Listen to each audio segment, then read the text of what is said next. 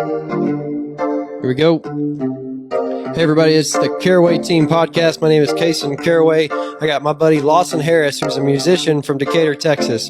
He's sitting in the studio with us today. Say hi, Lawson. What's up, guys?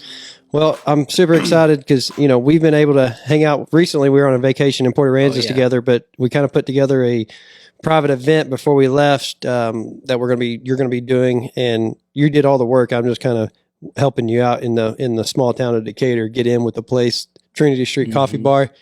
And that's been so good lately, and we're super excited. But you don't, you're from Decatur, you're in this area, but that's not where you're living majority of the time right now, are anymore. You? No, I'm living full time in Nashville right now, trying to, I guess, become what everyone's striving to be, the country music superstar, ideally, Yes. But it's always a good time to come back home and play in front of the family, the friends, the locals, I guess you could say. Yeah, well, you got a local following for sure. I mean, there's a lot of people around this area that would do anything for you, not only because of your music talent or everything, but just you as a person, you as your heart, you as your character. That's, that right there, if that doesn't take you far enough, I don't know what will. But, just don't quit being Lawson Harris, in my opinion. For sure, man. That's been good. So tell us why, you were in College Station when you graduated high school, you played bars and everything. How was that scene? And is that kind of where you got your drive to play in front of people? I kind of started, my uncle had a band, the Cody Robbins Band, and I kind of just hopped on stage with them, just kind of sprinkled in a couple shows with them, just playing guitar for them. And then it didn't really hit me that I wanted to full-time start playing shows until I rodeoed for Weatherford College for 2 years. Oh, I didn't know that. Then I moved to, when I transferred down to College Station, that's when I was kind of like, okay, I need to either A, get a job, or B, start booking a whole lot of shows. So I decided, I was just like, you know what, I'll just book a whole lot of shows and see what happens. So I started playing, I probably played 3-4 shows a week, just all over Texas, which means I missed out on going out with all my buddies Thursday, Friday, and Saturday night. But at the same time, I started developing this feeling where I was like, I kind of want to pursue this deal. Man, cool. And then, how old were you? That was 2018. So I guess I was 20. That's a big decision to make at 20 years old. Instead of hanging out with friends, you're actually trying to make money. It was, it was cool and not cool at the same time. Yeah. My buddies are like, come on, dude, please go out. I'm like, I'm in Amarillo right now playing a show. Wow. Yeah. So anyways, from there, I moved to Texas State. I was just like, you know what? I just want to move from College Station. I want to move somewhere else. I moved to Texas State. Played a couple shows down there, and they wouldn't hire anybody to play on the square down there. And me and my buddy Gunnar Latham, we walked up to one of the bar owners at the porch in San Marcos, and we said, hey man, listen, we've got a little bit of a following that like follows around town, but none of these places are hiring live music.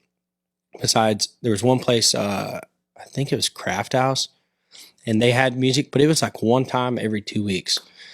And the owner of the porch was like, well, I mean, if you want to give this a shot, like, yeah, I'm not going to pay you nothing, but you can have a meal on me. And we were like, okay, that'll work. We were like, but next time, we were like, maybe we can work something out. And he was like, yeah, just show me what y'all got. And that night we had people all the way from the front to the back, just all of our college buddies.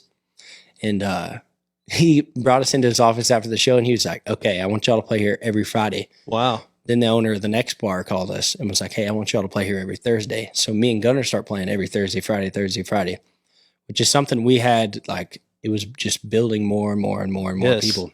Was this like a full band, or is this just acoustic? Just me and Gunnar acoustic. Wow. And we started calling ourselves Chips and Queso. And then and then I was like, you know what? I just needed to do something crazy because we were gaining with each other type deal, but I kind of wanted to, separate for a minute, that kind of deal. Him do his stuff, and I was going to do my stuff. And I was just, I don't know. I woke up every single morning with the drive to move to Nashville. I don't know why. I'd never even been there. Yeah, I know. Then I went for one spring break trip. I got about 30 or 40 contacts out of the deal in a week, and then came home and called my parents and said, hey, I just dropped out of class and I'm moving to Nashville in a week. And they said, what? Man. I mean, you just, hey, college is not for me. I'm going to go pursue something that if don't do it now, I will never get to do it later. Exactly. And that was the thing, was like, I didn't have no money. I moved up there. I was the total college idiot. I moved up there with $800. And the next morning, like after spending it all on gas and filling my fridge at Walmart and stuff, the next morning, my roommate goes, hey man, rent's due today. So I had $650 left. And my rent was $600. I gave him $600. And then I kind of, with their full fridge. Exactly. Gas or truck or a vehicle with gas in it and $50. $50. And so I was like, well, what do I do now? So I go in this like kind of state where I was just not really depressed, but I was just down. I was like, I just gave up everything. Right. Mm-hmm. So I knocked on my neighbor's door and I was like, hey man, I was like, is there any chance? An apartment or something? No, this was a house an hour north of Nashville. So I lived there for 2 months before even going downtown Nashville because I didn't have any money. And I knocked on my neighbor's door up there. This is in the middle of the woods, by the way. And I was like, hey man, I was like, is there any possible chance you have any yard work I could do? Oh, nice. He was like, well, my buddy owns a home building company. And he was like, and we need someone to clean up all the brick and wood and everything after. I was like, I'll do it. He was like, I'll pay $150 a day. I did that for 3 weeks. Then I made my first trip to downtown Nashville. So you made enough money? Made enough money to where I was no shows for 3 weeks? No show. I didn't even touch my guitar. I was just like, no, you didn't. No, I'm telling you. You were that in a state of just survival. I was just, that literally just, I was just working. So I go to downtown Nashville. This is the hard part to believe. I took my guitar and I was like, you know what? I'm just going to go meet more people. That's all you can do. And I walk into the elevator and one of my buddies, he's one of my best friends now. His name's Justin Bryan. He's standing in there and you could tell he just kind of woke up. It's probably 9:30 in the morning. And I said, what's up, man? What's your name? He said, Justin. What's yours? I told him and he goes, you play down here a lot? And I said, nope, never played before. And he goes, are you any good? And I was like, I'd like to think I'm all right. He was like, do you want to play a show this morning? I was like, sure, where at? And he was like, Luke Bryan's. And I was like, yeah. So we played. The bar, Luke Bryan's? We played at Luke Bryan's. Your first show. 32 Bridge on the main stage from 10 to 2 p.m. And I went home and I was kind of in shock, that I got to play and all that good stuff. But at the same time, it was kind of like one of those, I was like, I kind of deserve this a little bit, type deal. You moved there for 3 weeks, didn't even touch your guitar just to survive. And then I was like, I woke up the next morning and I had just slept in. I don't know why, but I woke up probably about 10:30 in the morning and I had missed like 15 phone calls. I was like, I never recognized any of these phone numbers. Justin had given my number to all these people. I got offered like 15 or 20 shows that week. No way. I played 12 of them. I played 12 shows in 5 days. And a month later, one of my other buddies I had been playing shows with says, hey, you want to move downtown Nashville? And I moved downtown Nashville a month later. Wow. Dude, unbelievable. It was crazy, dude. You couldn't have got a better opportunity, but you had to kind of, eat crap for a little while just so you could. Oh, it was terrible. And it's like a couple of the guys up there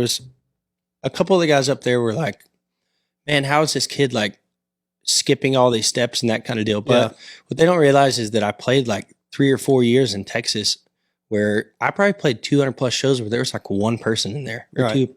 I'll never forget this show I was playing. I played at a hotel and I was supposed to play from 9 to 12 at night. And there was not one person in the hotel but the bartender the entire time. The whole show. You played? And so for the first 30 minutes, after the first 30 minutes, I looked at the bartender and they were like, bro, there's no reason for you to play. Just come have a drink, And I was like, okay, sounds good. Well, the owner walks out and he goes, no, I'm paying you to play. So you're going to play. I was like, yes, sir. And I walked back up there, plugged my guitar in. I played 2.5 hours, the rest of the 2.5 hours without anybody sitting in the entire lobby. And that right there is like, those are the moments where you got to love it. You know what I mean? Because there's been several times where I'm like, why am I doing this? You get that thought in your head where you're just like, there's 4 people here. I tell my buddies all the time, like some shows in Nashville, we'll have 500-600 people in front of us. And then some shows will have, 15, 20. But sometimes I'd rather have those 15 or 20 that are actually listening to you than the 500 that aren't. You know what I mean? Man, that's so interesting to me. That's just a whole nother world that I've never even been a part of or, seen. I'm actually interested in it. I guess I did roadie for Casey Donahue for like 6 months when I was like 18 years old, when he was getting started. And what made me think of this, the reason I brought it up, because there was a Wednesday night, it was Valentine's night in Denton. This had to have been 2008 or 7. I can't remember now. 2008. Let's just say 2008. It was a Wednesday night at a pretty popular bar. Casey Donahue didn't have anybody show up. And I was there. I was roadieing. I set up sound for him. I did all that with him. And so people don't realize that it's not a hit every time. No. Because like you got factors of, did the bar market it appropriately? Because back then, nobody barked. It was like up to the, I guess the musician in the bar to market the event. And if it didn't happen, or if it didn't get out there, and we didn't really use social media back then to get exposure. So now, I think that's a factor in how many people show up to a show, or and marketing is a lot to do with that. Yep. That's a very big deal. That a show we actually played in Brenham, Texas. We were getting to open for Curtis Grimes, and we were beyond pumped. We were like, oh, it's going to sell out immediately, that kind of deal. Because the night before was already sold out at Green Hall the night before we opened for him. And so we were like, oh, this one's going to sell out too. And he had just sold out Green Hall that night. And the next night, we opened for him, and there was 3 people in the bar. Oh, man. Same kind of way. But they just, that's one of those marketing things. That's all, I don't want to say all, that's 80-90% of music nowadays. Man, what a world. What a world. And I don't think a lot of people understand the back end of Spotify. People think that, you don't buy a CD at this concert anymore. So like as a consumer, we think that we're supporting you by listening to you on Spotify. Is that actually helping you guys? In a way? So I don't know the exact numbers. Don't get me to lying, but it does help. It definitely helps. That's how we make money off streams and whatnot. But the, I guess, outlets of music, such as Apple, all that good stuff.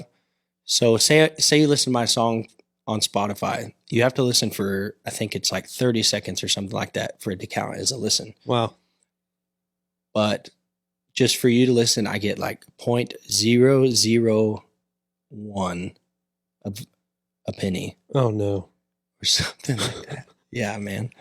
But if you're not on that platform, they're never going to find you. Exactly. Either. And that's I thing. think that Spotify has you, on and that. See, and that's what I was talking to one of my buddies about the other day. I was like, man, the thing is, like, I'm out here busting it, playing all these shows, which that's a good thing.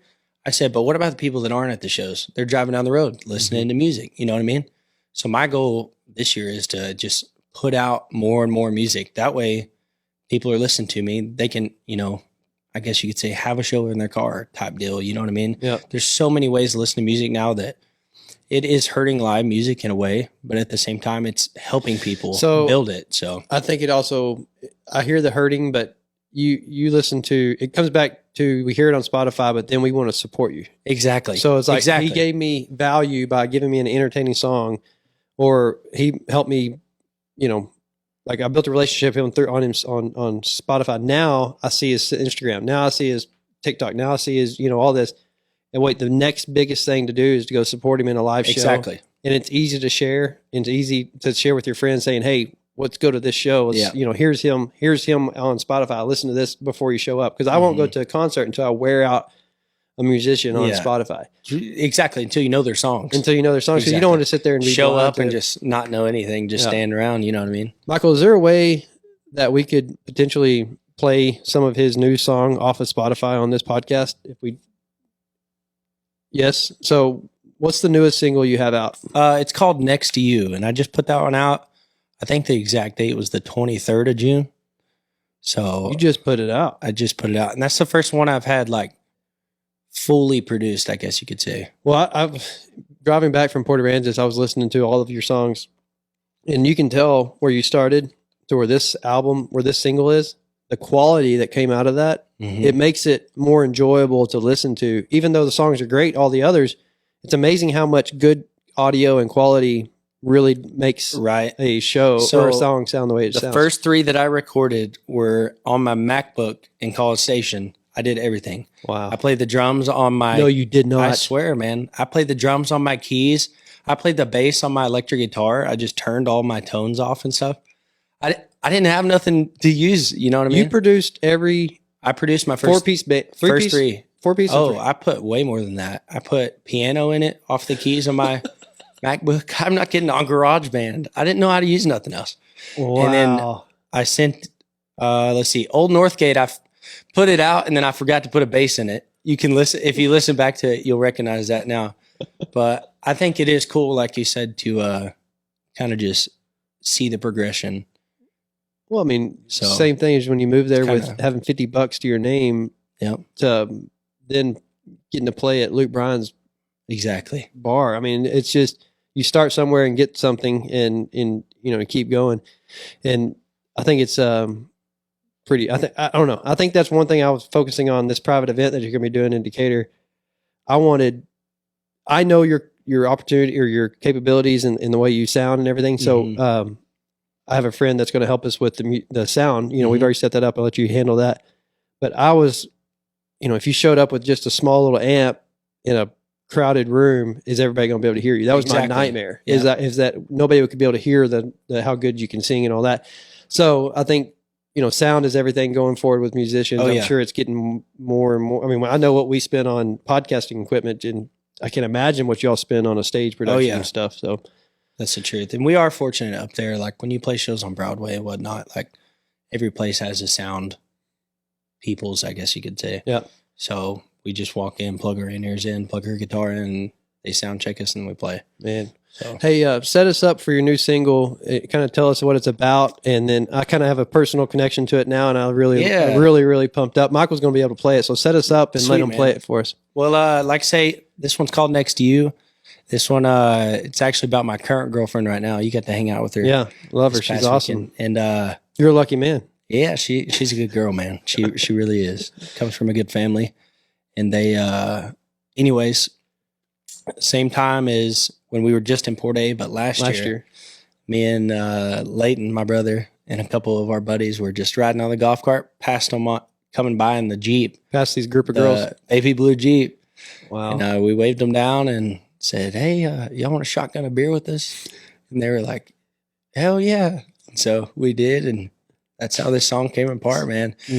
After we talked for a little while, then we started dating, and I was like, I got to write a song about that. So, well, that's a dream. I mean, people's lived that same experience. I worked on it, couldn't figure anything out. I couldn't just engrave it into the paper.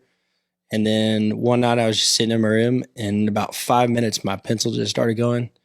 And probably 10, 20 minutes after that, I walked out of my room and I looked at my parents. I was like, I think I just wrote a song. So wow. That's how this one came out. So Michael, see if you can play that for us.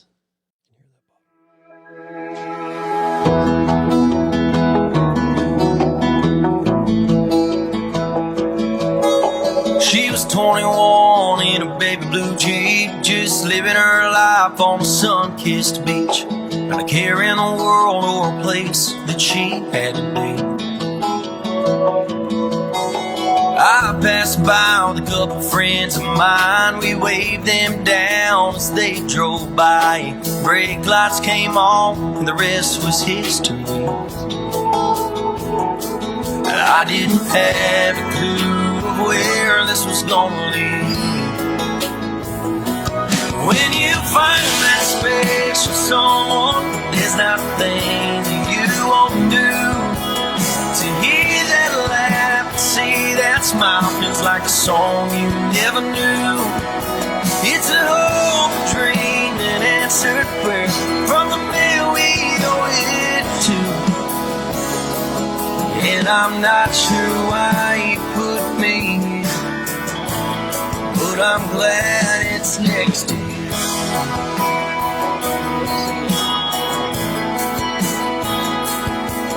The first this long weekend had gone so fast, pulling every heartstring this old guitar had. Getting that feeling that you do when you feel something new. Who would have known that I found the one without searching? I don't know a thing about the girl except she's perfect. When you find that special someone, there's not a thing that you won't do. To hear that laugh, to see that smile, feels like a song you never knew. It's a whole dream. Yeah, that is a very catchy song. Thanks, man. It's like, it's as good as anything you'd hear on the radio. I mean, I've heard a lot of junk come across and get out. Mm-hmm. You know, it's amazing what do these guys like you got to do to get it, I mean, found, because Man, that quality's good. The tone is catchy. It's easy to relate to. What do you do? Just keep pumping them out? that's it. It just keep grinding. It's a lot of, I don't want to say luck, because if you're working hard at it, it's not luck, but it's a little bit of luck, I guess you could say, and meeting the right people. So Yeah. Well, that's huge. Meeting the right person is huge. what does it take to In my meet the right opinion. people? Is it like, Everyone Go- goes their own path, so that's just my opinion on the deal. But so taking 14 shows out of 15 opportunities in Nashville? And is that what you mean by meeting the right people? Are you just hoping that the guys sitting in the crowd, or is it that's- scheduling meetings? What is it? all of it combined, man. Wow. So like one guy I'm supposed to meet with when I get back, he's one of the biggest songwriters up there. And the guy that I got contacted to him through wrote songs for Dierks Bentley. So it's just like, and I never expected to run into a person like that. You know what I mean? Yeah. I just ended up meeting him through another mutual friend. And he was like, oh yeah, I have a couple cuts from Dierks Bentley. And I was like, that's cool. Let's go eat or something like that. So we went and ate, and that's how I got the contact to the other guy. So it's just, Well, I think you just have that. I feel like grit. sometimes when you hit the right path, it's just a chain reaction to other great stuff. And then, but every time I've hit the right path in chain reaction to another stuff, I'll hit a wall for a minute. You know what I mean? Until you find the stair over the wall, I guess Yeah. you would say. And then it keeps running. So, There's going to be some obstacles in your way for sure. oh yeah. I mean, Without a that's doubt. in everybody's career. And Exactly. you were taught your dad, know him well, your mother. I feel like they taught you hard work and character For sure. and loyalty. That one's and- engraved in my my head for sure. I think it was like engraved from the spankings your dad That's probably what I was gave about you. to say, engraved in something else. No, I've never met more caring and polite people than your parents, who have bred you and Leighton into being who you guys are. That's why we're such great friends. And that takes character and hard work, and it's not easy to teach a kid right from wrong. That's the truth. And they got it in you for sure. They did it well, man. They did it well. It's like you can get all mad at them as much as you want. Just the same thing as Yeah. my parents, but they did teach us a few good things, whether it be hard work and character. That's the truth. That is in us, and thankful for that for sure. I am very. No, it's been a good summer so far for you, I guess, and a little bit different summer than last year's COVID summer. So Yeah, man, I'm excited to get back to playing shows. I really am. And the weirdest thing is, I'm sure some other people had this thought too, because I had a couple buddies that did. Everyone was like kind of needing a break, that kind of deal. Just even if it was a couple of days break, then COVID hit, and everyone's like, no, not this kind of break. Everyone, we don't want this kind of break. But I think it worked out. Like there's a lot of time to put in, a lot of writing, a lot of time to, like say, go sit down and meet those kind of people that know other, I guess you would say, bigger people type. Yep. So that helped a whole lot. But I am excited to get back, and I'm excited for Reunion, man. yeah. So tell everybody a little bit about Reunion. Like, tell them about your show. So what night you playing at Reunion? So I'm playing the 31st. That's the last night on Saturday night at Reunion, 9 to 11. Dude, you're And- going oh. to be like, that's going to be huge. I'm pumped up, man. I've been waiting a long time for this show. I've been setting up the past probably 3-4 years in front of my cabin.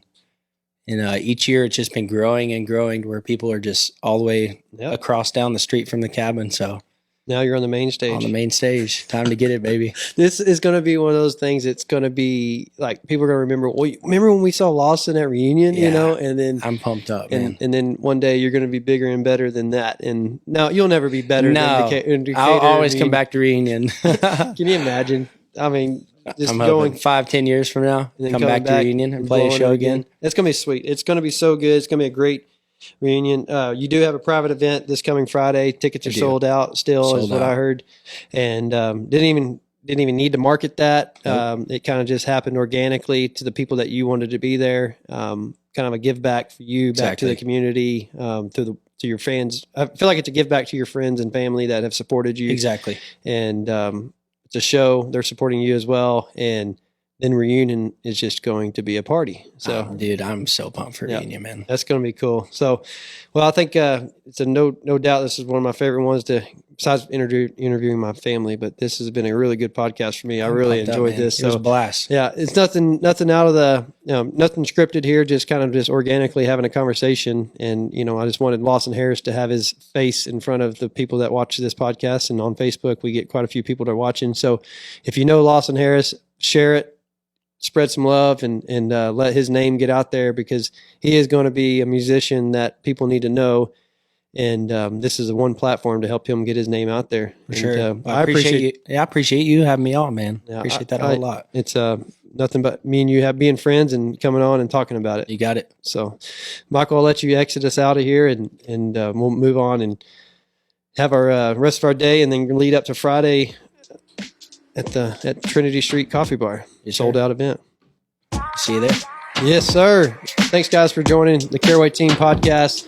We're sitting in the Branded Film and Media studio. I'm going to get Lawson to sign this wall, and then we're going to be out of here.